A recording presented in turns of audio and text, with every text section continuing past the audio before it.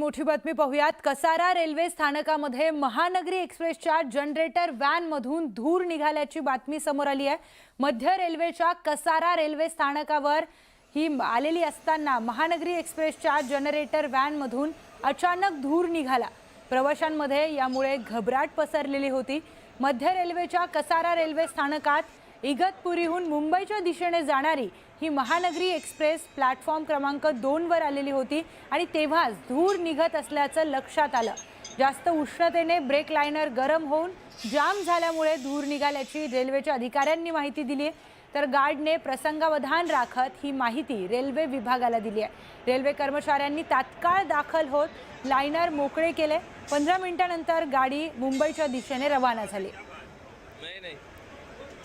थेट जाऊयात आमचे प्रतिनिधी सुनील घरत यांच्याकडे।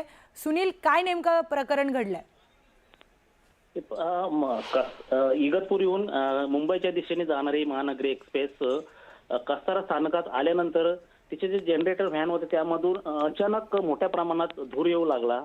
त्यानंतर ही गाडी तेथे थांबवण्यात आली।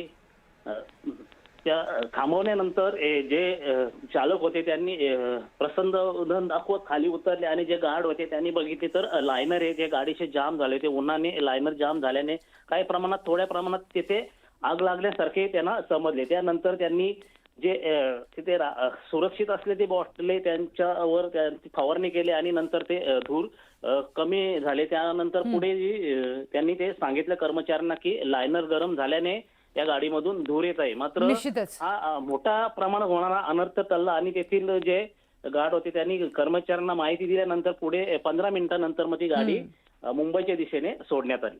निश्चितच सुनील, धन्यवाद दिलेल्या माहितीसाठी। तर यानंतर आणखी काही